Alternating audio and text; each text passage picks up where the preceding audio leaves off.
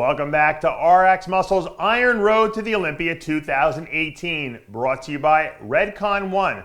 I'm Dave Palumbo, and today's guest is our 212 Arnold Classic champ, Kamal Elgargni. Welcome.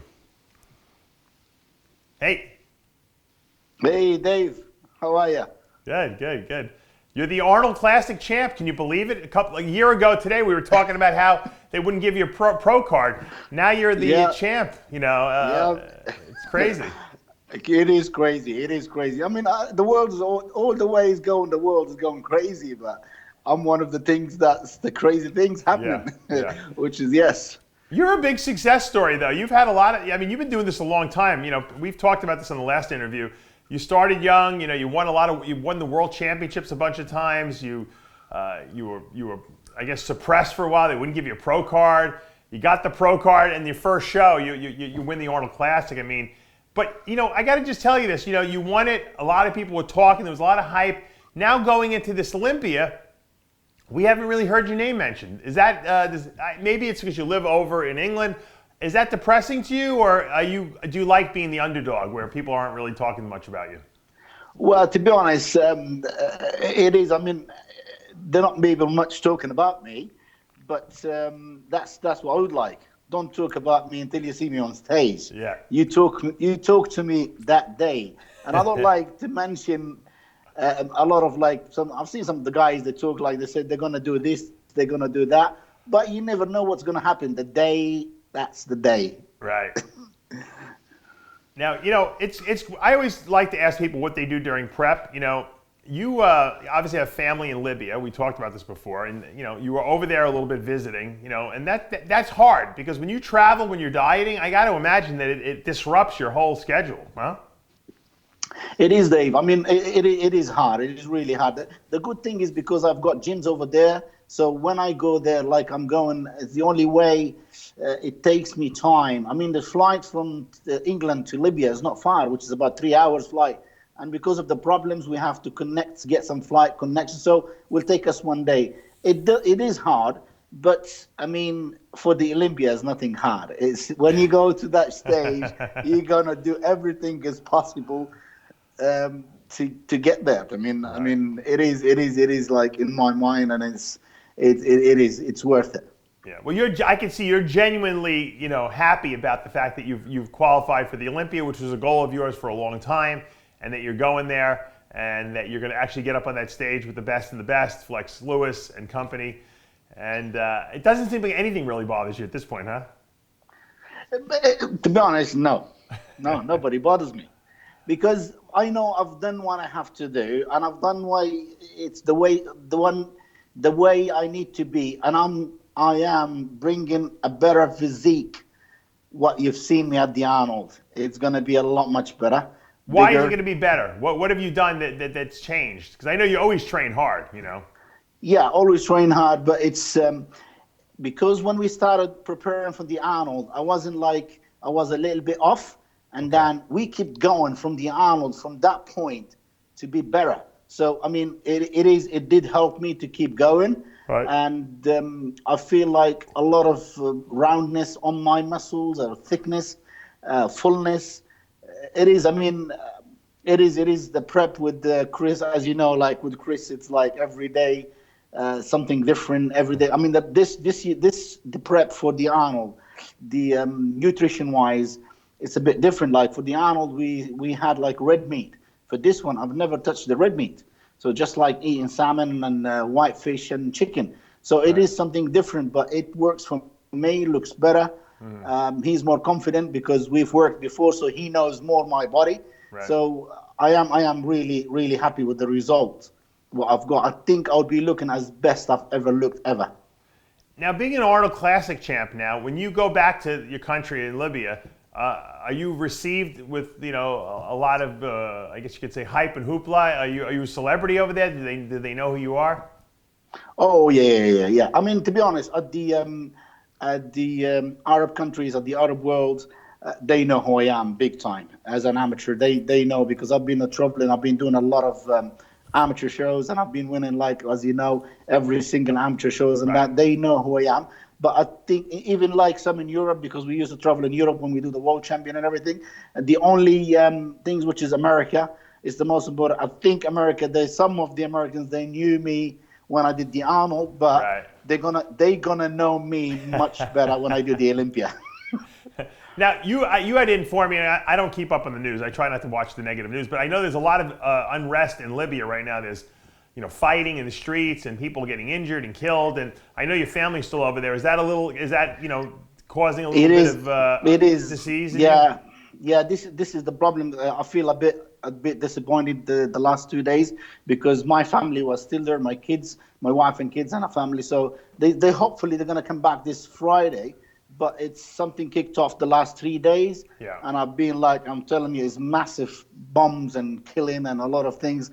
And I'm hoping they don't close the airports, because if that closed, my family, they were stuck there, and then I would be nervous. Yeah. And I'll be really, I don't need these things happening at the moment. No. Because the only thing I want to know, it's just that stage of the Olympia. But anyway, it is sad things happening. A lot of people killed, a lot of people injured because of, I don't know, just fighting for who's going to lead the countries. The greedy, they are really the Libyans fighting, killing each other it's really sad. It's really sad. Well, let me ask you this, because I look, in the United States, we've never experienced anything like this, and hopefully we never do. But when something like that's going on, when there's civil unrest in the country and there's fighting and there's bombing and shooting, I mean, what do you do as a people? I mean, does everyone just stay in their house? I mean, what do you do? I mean, what's it like there during a time like that? Really, some people, they stay in their houses, and some people, they trying to escape to go away from the area. That's where is the violence. For example, now I know some families, some friends, because now at the moment the fight is in the capital in Tripoli. Right. So they gone to the different cities, so trying to go and avoid a different city. Gotcha. They leave everything and they leave. But again, in the way, it's nothing safe. It could be any problems. But it is sad. It is really sad. Yeah, we're lucky in the sense in the free world that we don't have to deal with that type of stuff. But yeah, it is. I'm praying for your family, obviously, and hopefully they'll make it out of there. And they're going to be coming to the Olympia with you, correct? Sorry? Will they be coming to the Olympia with you? No, because as soon as they come back, they're going to start school. It's not going to be possible for them. But it's again, with my family, so I need to focus. It's better for me to be in my own and focusing just for the Olympia. This way you can have Chris sleeping on your couch, right? Exactly right. Chris is he's not gonna leave me alone, which is, I love that guy. He's amazing. Whatever he does for me, it's whatever he does, I owe him a lot. I don't think Chris sleeps more than 20 minutes the whole weekend at these shows, because he's so busy running from room to room. I don't know how he does it. I always tell him that. Now, how's your gym doing out there in the UK? I think we froze. I think we froze him. Well, yeah, I know he has got a gym out there, but we'll find out when he comes back here a little bit how the gym is going. Myself. We lost you. Kamal, we lost you for a second. Start over. How's the gym going over there in the UK? Yeah. It's the gyms here in England is going very well. Mm-hmm. A lot of people they know more the gym because of the name. I'm competing at the Olympia and I did the Arnold, and it is going very well. The gyms are in Libya the same. They doing very, very well. Oh, you got gyms there too, right? I forgot about that. Yeah. I've got 2 gyms in Libya, which is one of them is the biggest in Africa. To be honest, it's wow. very, very huge. Yeah. It's 3,000 square meter. One of them, and the other one's 1,500. So they are big gyms. Very big. It's the bodybuilding in Libya.